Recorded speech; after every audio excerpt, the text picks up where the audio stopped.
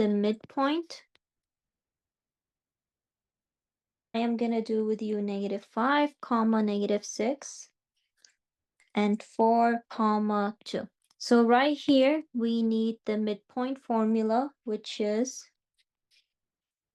x1 plus x2 divided by 2, y1 plus y2 divided by 2.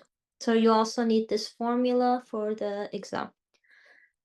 So now we're going to say this is going to be my x1, y1. This is x2, y2. And all I do is just I input it into the formula. So x1 is -5 plus x2 is 4 divided by 2. And then y1, -6 plus y2, which is 2, divided by 2. And now I simplify.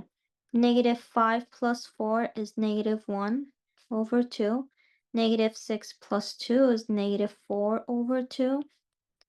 The first one I'm going to leave as -1/2, can't be simplified, but -2 divided by 2 is -2. So this right here is your final answer.